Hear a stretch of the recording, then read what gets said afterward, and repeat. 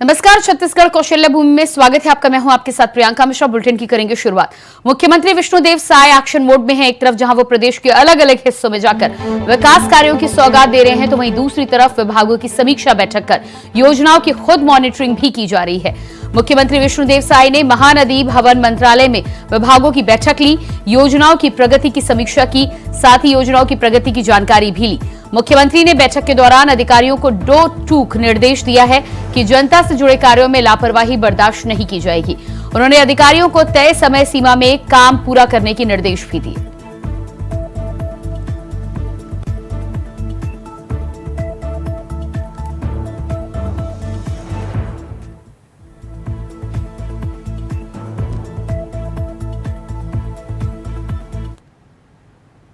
अगली खबर बालोद से है, जहां उप मुख्यमंत्री विजय शर्मा बालोद जिले के दौरे पर थे, जहां उन्होंने कलेक्ट्रेट परिसर में अधिकारियों की समीक्षा बैठक ली। इस दौरान कमियां पाए जाने पर संबंधित अधिकारियों को जमकर फटकार लगाई गई। मारी बंगला देवरी के तहसीलदार नीलकंठ जनबंधु के खिलाफ किसानों से शिकायत मिलने के बाद उप मुख्यमंत्री ने तत्काल एक्शन लेते हुए उन्हें सस्पेंड कर दिया है। इसी तरह गुरूर थाना प्रभारी डीके कुर्रे को लॉ एंड ऑर्डर मेंटेन न कर पाने की वजह से निलंबित किया गया है।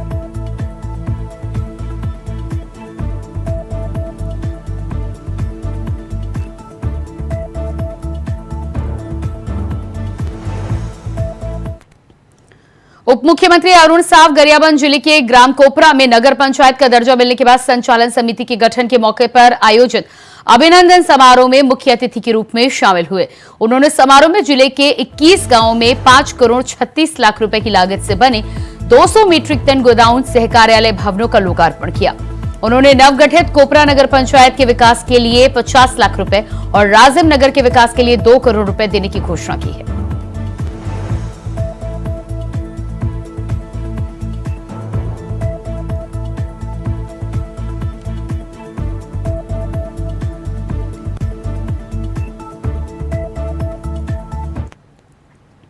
रायपुर ग्रामीण और उत्तर विधानसभा में मतदाता आभार सम्मेलन का आयोजन किया गया है, जिसमें सांसद बृजमोहन अग्रवाल मतदाताओं का आभार जताएंगे।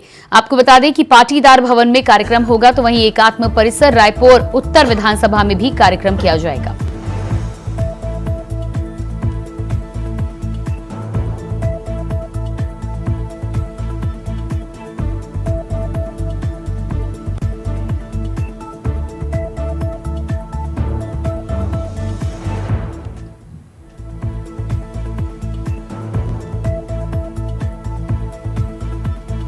तो बीजेपी सांसद बृजमोहन जताएंगे आभार। रायपुर ग्रामीण उत्तर विधानसभा में होगा आयोजन। सांसद जताएंगे मतदाताओं का आभार।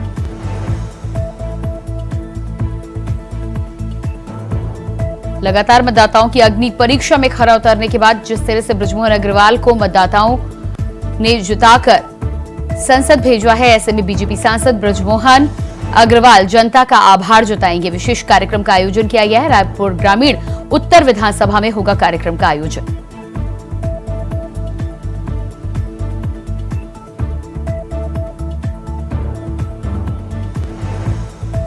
और इसी खबर पर रायपुर से संवाददाता मनोज शुक्ला लाइव जुड़ चुके हैं। जी मनोज, जिस तरह से बृजमोहन अग्रवाल ने आभार समारोह का आयोजन करने की ठानी है, कहां पर कार्यक्रम होना है और क्या कुछ तैयारियां देखी जा रही है? प्रियंका, आपको बता दें कि सांसद मोहन अग्रवाल एक बीजेपी के वरिष्ठ नेता माने जाते हैं और ऐसे में और छत्तीसगढ़ में अपनी वर्तमान में वो सांसद बन चुके हैं रायपुर से। और आपको ये भी बता दें कि पूरे देश में सबसे ज्यादा वोटों से जीतने वाले सांसद बने हैं मोहन अग्रवाल। तो उनको वो जब जीत कर आए थे तो राजधानी रायपुर में मतदाताओं के लिए आभार रैली निकाले थे, जो एक ऐतिहासिक रैली के रूप में देखी गई। आज उनका कार्यक्रम है रायपुर ग्रामीण में मतदाताओं का जो है आभार व्यक्त करेंगे, साथ ही साथ उत्तर विधानसभा में भी वो मतदाताओं का आभार व्यक्त करेंगी। और इसमें महत्वपूर्ण बात बता दें कि अभी वर्तमान में अब आगे जो है निकाय चुनाव होने हैं, ऐसे में बीजेपी बृजमोहन अग्रवाल को सामने लाकर एक बड़ी जीत हासिल करना चाहती है नगरीय निकाय चुनाव में। उसी के तहत ये मतदाताओं के लिए आभार रैली निकाली जा रही है। और ऐसे में माना जा रहा है कि बीजेपी के लिए बृजमोहन अग्रवाल एक बड़े चेहरे हैं और जिनका जो है बीजेपी में एक अलग पहचान है और मतदाताओं में भी एक अलग पहचान है। वो 8 बार के रायपुर से विधायक भी रह चुके हैं और शुरू से लेके मध्य प्रदेश की सरकार में भी वो मंत्री रहे, लगातार वो मंत्री पद के दायित्व निभाए हैं। तो ऐसे में बृजमोहन अग्रवाल एक बड़े चेहरे माने जाते हैं, इसलिए उनको लेकर बीजेपी हर तरह से मतदाताओं को रिझाने के लिए नगरीय निकाय चुनाव को देखते हुए मतदाता आभार सम्मेलन रखा गया है। जी बिल्कुल, तो जिस तरह से मतदाताओं को रिझाने के लिए आभार सम्मेलन रखा गया है, कार्यक्रम में कितने लोग सम्मिलित हो सकते हैं, इसको लेकर क्या कुछ जानकारी है? जी प्रियंका, आपको बता दूं प्रियंका कि ये जो रायपुर ग्रामीण क्षेत्र है ये बहुत बड़ा विधानसभा क्षेत्र है। ऐसे में कम से कम माना जा सकता है कि हजारों की संख्या में मतदाताओं को वो आभार व्यक्त करेंगे और साथ ही साथ दक्षिण विधानसभा भी काफी बड़ी विधानसभा मानी जाती है। तो दोनों जगहों पर और दक्षिण विधानसभा की बात कर ले तो अभी वहाँ पर उपचुनाव होना है और ये फिर भी बृजमोहन अग्रवाल की विधानसभा सीट की बृजमोहन अग्रवाल यहाँ से 8 बार लगातार विधायक चुने जा चुके हैं। तो ऐसे में वो जनता का आभार व्यक्त करना चाहते हैं। वही बीजेपी की बात करें तो बीजेपी के लिए दक्षिण विधानसभा एक प्रतिष्ठा की सीट है और ऐसे में कांग्रेस भी अपनी तरफ से पूरी पुरजोर कोशिश कर रही है। तो माना जा रहा है कि इस चुनाव को देखते हुए दक्षिण विधानसभा में भी मतदाता को आभार व्यक्त करने की बात सामने निकल कर आई। इसलिए मोहन अग्रवाल द्वारा आज यह मतदाता आभार व्यक्त करने की समारोह आयोजन किया गया है। जी बिल्कुल, तो जिस तरह से मतदाता आभार सम्मेलन का आयोजन किया गया है, बृजमोहन अग्रवाल की अगर बात करें तो अजय कहे जाते हैं अपने क्षेत्र में और जितने बार भी जनता के बीच में उतरे हैं, जनता ने कभी भी उन्हें निराश नहीं किया है। किस तरह की खुशी कार्यकर्ताओं में, खासतौर से भारतीय जनता पार्टी के कार्यकर्ताओं में देखने को मिल रही है? जी प्रियंका, आपको बता दूं कि बृजमोहन अग्रवाल एक जमीन से जुड़े हुए नेता है। उनके पास कोई भी रायपुर हो चाहे पूरे छत्तीसगढ़ से या पूरे देश से कोई भी आदमी जाता है वो आराम से सबसे सुलभ है मिलने के लिए। तो जनता के लिए बड़ी बात सामने निकल कर आती है कि उनको जनता भी ऐसा चाहती है कि हमारे नेता ऐसे हों जिससे हम तत्काल मिल लें और हमको राहत मिले। बृजमोहन अग्रवाल में ये क्वालिटी शुरू से देखी गई है कि बृजमोहन अग्रवाल के पास कोई भी आदमी जाता है तो वहाँ बृजमोहन अग्रवाल के द्वारा उनका तत्काल निराकरण किया जाता है। कोई अधिकारी को फोन लगाना होता है या कोई काम रहता है, हॉस्पिटल की कोई सुविधा की बात रहती है तो बृजमोहन अग्रवाल तत्काल खड़े रहते हैं, सबके लिए एकदम समान रूप से उपलब्ध रहते हैं। तो ऐसे में कहीं न कहीं बीजेपी के लिए बड़े चेहरे इसी सब की वजह से ये माने जाते हैं। आज तक जितने भी चुनाव बृजमोहन अग्रवाल ने लड़ा है कभी वो हार का सामना उनको नहीं करना पड़ा है। जी बिल्कुल, आप बने रहिएगा हमारे साथ। और इसके बाद बात करेंगे अगली खबर को लेकर, सीजीपीएससी भर्ती घोटाले को लेकर बड़ी खबर। सीजीपीएससी भर्ती घोटाले की सीबीआई जांच शुरू। रायपुर और भिलाई में सीबीआई ने की छापेमारी। रायपुर और भिलाई में सीबीआई ने की छापेमारी। इस वक्त की अहम जानकारी निकलकर सामने आ रही है। पीएससी के पूर्व अध्यक्ष, पूर्व सचिव पर कसा गया शिकंजा। पीएससी के पूर्व अध्यक्ष, पूर्व सचिव पर कसा गया शिकंजा। सीजीपीएससी भर्ती घोटाले को लेकर बड़ी खबर। सीजीपीएससी भर्ती घोटाले की सीबीआई जांच शुरू। पीएससी के पूर्व अध्यक्ष पर कसा गया शिकंजा। रायपुर और भिलाई में सीबीआई ने की छापेमारी।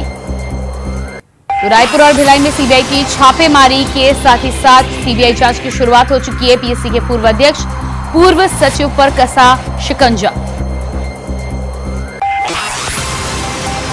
पीएससी के पूर्व अध्यक्ष टामन सिंह सोनवानी ने मामला किया दर्ज। पूर्व सचिव जीवन किशोर ध्रुव पर भी मुकदमा दर्ज। और इसी खबर पर हमारे साथ संवाददाता मनोज शुक्ला लगातार बने हुए हैं। जी मनोज, सीजीपीएससी भर्ती घोटाले में जिस तरह से सीबीआई जांच की शुरुआत हुई है और अधिकारियों पर नकेल कसने की शुरुआत हो चुकी है, क्या कुछ पूरी जानकारी है? जी बिल्कुल, सीजीपीएससी घोटाले में आपको बता दूं प्रियंका कि ये छत्तीसगढ़ नहीं पूरे देश के लिए कलंकित कर देने वाला लोकसभा आयोग को एक निष्पक्ष जिम्मेदार प्रतिष्ठान माना जाता है। ऐसे में लोक सेवा आयोग के ऊपर सवाल उठना ये देश के लिए बड़ी शर्मनाक की बात सामने निकल कर आती है। और जहाँ तक बात करें छत्तीसगढ़ सीजीपीएससी मामले में, इसमें जो वर्तमान में 2022 में जो है वर्तमान में टामन सिंह सोनवानी और ये जितेंद्र ध्रुव जी ये लोग वहाँ के पदाधिकारी रहे हैं और टामन सिंह सोनवानी जो है अध्यक्ष रहे हैं सीजीपीएससी के। तो ऐसे में इनके रिश्तेदारों को, इनके बच्चों का एडमिशन जो हो गया था, चयनित हो गए थे। कोई डिप्टी कलेक्टर बन गया था, कोई वन अधिकारी बन गया था, कोई आबकारी अधिकारी बन गया था। तो ऐसे में सवाल उठना लाजिमी था। और पूर्व में वर्तमान की कांग्रेस की सरकार थी, अपनी बीजेपी की सरकार, तो बीजेपी की सरकार ने अपने घोषणा पत्र में ये बातें कही थी कि हम हमारी सरकार बनेगी तो हम सीजीपीएससी की जांच सीबीआई से कराएंगे। उसी के तहत राज्य सरकार के अनुरोध पर सीबीआई ने इसे अपने हाथ में ये मामला लिया। उसी के तहत सीबीआई की 5 जगहों पर छापेमारी हुई है और इसमें जो है परीक्षा नियंत्रक भी शामिल है और उनके और कई अन्य आरोपी भी इसमें शामिल है जी। और आपको बता दूं इसमें कि पीएससी घोटाले की बात, पीएससी में जो घोटाला, परीक्षा घोटाला हुआ था जिसमें नाथ रिश्तेदारों को चयनित किया गया था, इसको लेकर बीजेपी काफी यहाँ पर धरना प्रदर्शन भी की थी पूर्व की सरकार के लिए कि इसकी निष्पक्ष जांच होनी चाहिए। इसी सब बात को लेकर राज्य सरकार, जब बीजेपी की सरकार बनी तो सीबीआई से अनुरोध कर इस केस में एफआईआर जो दर्ज हुए थे वो सीबी और ईओडब्ल्यू के तहत एफआईआर दर्ज हुए थे, जिसमें कई लोग इसमें आरोपित हैं जी। जी बिल्कुल। तो इस पूरे मामले में जिस तरह से पूर्व सचिव जीवन किशोर और साथ ही साथ एक और अधिकारी पर अब मामला दर्ज किया गया है, सीबीआई जांच की शुरुआत के साथ ही साथ क्या लगता है आपको, क्या कुछ निकल कर सामने आ सकता है और क्या अधिकारियों पर अब खतरे की घंटी लटक रही है? जी बिल्कुल बिल्कुल प्रियंका, आपको बता दूं कि जो 5 जगहों पर छापेमारी हुई है उसमें जो छापेमारी के दौरान सीबीआई ने मीडिया से कुछ कहने से इनकार कर दिया, लेकिन उनके हाथों में जो चीजें थी काफी कुछ लेके गए हैं साथ में, जिसमें दस्तावेज लग रहे थे। तब सीलबंद दस्तावेज देखा गया कि जब वो लोग वापस जा रहे थे गाड़ियों में बैठ के, तो उस समय उनके हाथों में बड़े बड़े जो है थैले थे। तो कहीं न कहीं माना जा रहा है कि इसमें जो है आगे चल बड़ी कार्रवाई देखने को मिलेगी। और निश्चित रूप से ये सीबीआई की बात करें, इसमें ईओडब्ल्यू ने जो पहले बयान किया था इसमें भ्रष्टाचार की बात कही थी। जी बिल्कुल मनोज, आप बने रहिएगा हमारे साथ।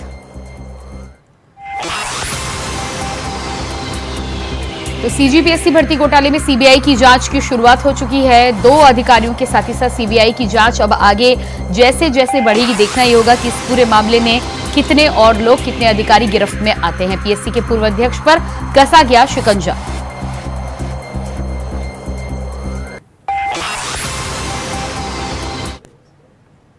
और इसके बाद अगली खबर रायपुर से सामने आ रही है, जहां सीबीआई ने 2020-2022 की परीक्षा के दौरान छत्तीसगढ़ लोक सेवा आयोग की ओर से डिप्टी कलेक्टर, डीएसपी और दूसरे वरिष्ठ पदों के चयन में पक्षपात के आरोपों के मामलों की जांच अपने हाथ में ली है।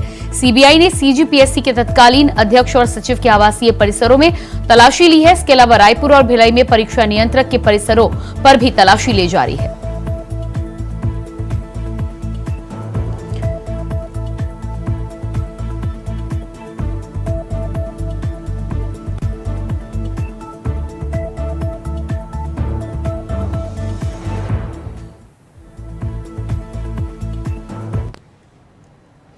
अगली खबर बीजापुर से है, जहां जिले में मलेरिया का कहर जारी है। जिले के 2 पोटा केबिन छात्रों की मौत के बाद स्वास्थ्य मंत्री श्याम बिहारी जायसवाल, पूर्व वन मंत्री महेश गागड़ा और स्वास्थ्य विभाग के सचिव ने बीजापुर पहुंचकर मामले का संज्ञान लिया। जिला चिकित्सालय में उपचार कर रहे मलेरिया पीड़ित छात्रों से मुलाकात कर रहे छात्रों को जल्द स्वास्थ्य होने का भरोसा भी दिलाया गया।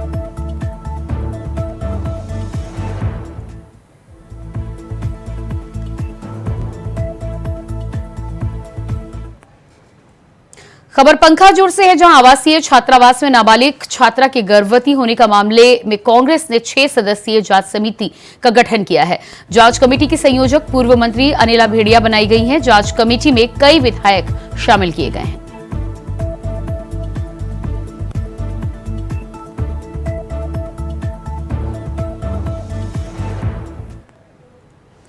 अगली खबर रायपुर से है, जहां छत्तीसगढ़ विधानसभा का मानसून सत्र 22 जुलाई से शुरू होने वाला है। 22 जुलाई से 26 जुलाई तक ये सत्र चलना है। इस सत्र में 2 अलग अलग संगठन की तरफ से अब तक विधानसभा घेराव का ऐलान किया गया है। कांग्रेस जहां पहले ही कानून व्यवस्था के नाम पर विधानसभा घेराव का ऐलान कर चुकी है, तो वहीं अब डीएड बीएड संघ ने भी विधानसभा घेराव का ऐलान कर दिया है। बीएड डीएलएड संघ ने प्रदर्शन और घेराव को लेकर रायपुर कलेक्टर गौरव सिंह को ज्ञापन सौंपा है। संघ शिक्षा भर्ती की मांग को लेकर लंबे समय से प्रदर्शन और घेराव किया जा रहा है।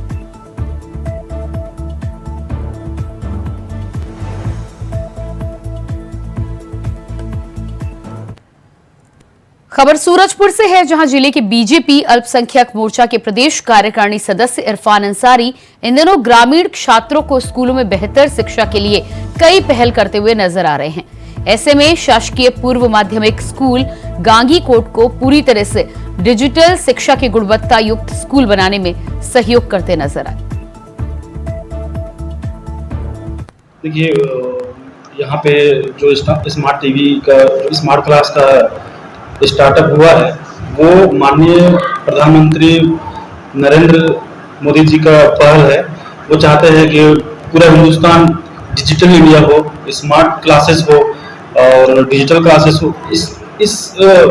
उसको लेके चलते हुए मतलब हर जगह स्कूल हो या फिर मीटिंग हो, आजकल देखते होंगे आप ऑनलाइन मीटिंग होता है, पूरा डिजिटल तरह मीटिंग होता है और डिजिटल क्लास भी अब चालू हो चुके हैं हर जगह।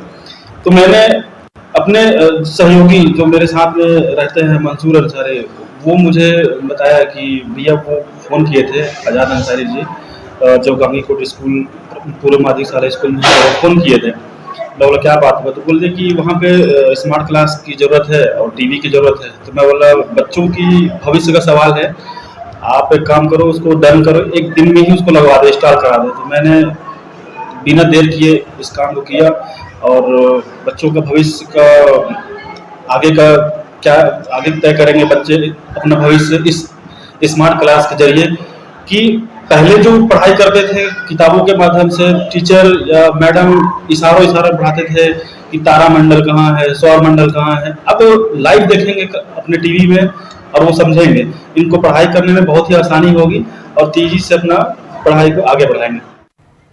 खबर पंखाजुर से है, जहां 2 साल पहले मक्का बेचकर ठगी का शिकार हुए सैकड़ों किसानों का मामला एक बार फिर खुल गया है। ठगी का शिकार हुए किसानों को पंखाजुर पुलिस बयान के लिए पुलिस थाने बुलाया जा रहा है, ताकि फर्जीवाड़ा का पूरा प्रकरण जांचा जा सके। लगातार पंखाजुर क्षेत्र के सैकड़ों किसान पंखाजुर पुलिस थाना पहुंचकर अपना बयान दर्ज करवा रहे हैं।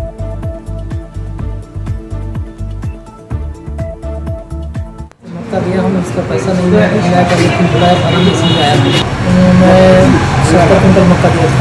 अच्छा, पैसा चाहिए, मक्का का पैसा।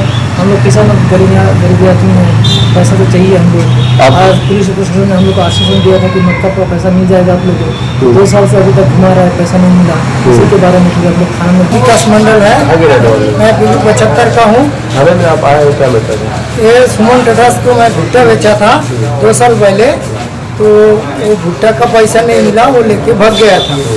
तो उसी समय बहुत आंदोलन हुआ था और हर जगह सड़क जाम भी किया था। उस समय बोला हाँ मिलेगा, और सुमन टेटास उस समय भी ये भी बोला था जे मेरे को मैं छूट जाने के बाद मैं पूरी पैसा दे दूंगा प्रॉपर्टी बेच के। और उसके बाद हम लोग कितने बार आए हैं, लेकिन और कुछ नहीं मिल रहा है। कवर्धा से शिक्षा जगत को शर्मसार कर देने वाला मामला सामने आया है, जहां शिक्षक पढ़ाई कराने से पहले स्कूली बच्चों से मजदूरी करा रहे हैं। इसका वीडियो सोशल मीडिया पर जमकर वायरल हो रहा है, जिसमें स्कूली बच्चे हाथों में कलम और किताब की जगह टेबल और कुर्सी ढोते हुए दिखाई दे रहे हैं। तस्वीरें आप देख पा रहे हैं। ये मामला शासकीय नवीन कन्या पूर्व माध्यमिक शाला कचहरी पारा कवर्धा का बताया जा रहा है। जानकारी के मुताबिक अब तक स्कूली बच्चे सुबह से सैकड़ों कुर्सी टेबल उठाकर एक जगह से दूसरी जगह रख चुके हैं। ये तस्वीरें आप देख पा रहे हैं। स्कूल में पढ़ाई पूरी तरह से ठप है, बच्चों से इस तरह से काम कराया जा रहा है। इस तरह पालकों ने इस पर चिंता जताई है।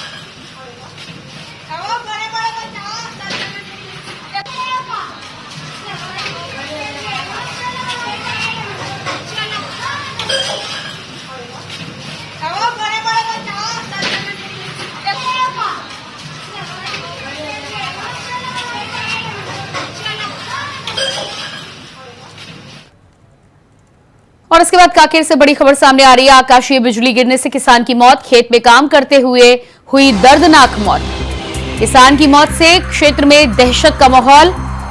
वहीं ग्रामीणों ने पुलिस को दी सूचना। पुलिस ने मौके पर पहुंचकर जांच की शुरुआत। इस वक्त की अहम जानकारी, आकाशीय बिजली गिरने से किसान की मौत, खेत में काम करते हुए हुई किसान की मौत। ग्रामीणों में किसान की मौत से दहशत का माहौल। ग्रामीणों ने पुलिस को दी सूचना, पुलिस मौके पर पहुंचकर जांच में जुटी।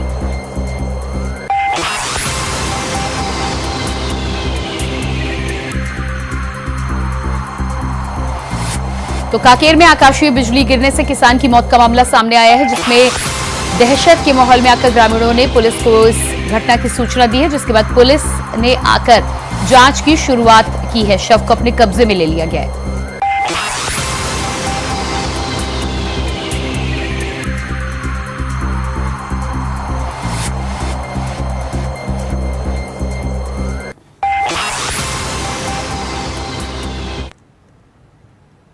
और इसी के साथ छत्तीसगढ़ कौशल्या भूमि में इतना ही। खबरों का सिलसिला जारी रहेगा। नमस्कार।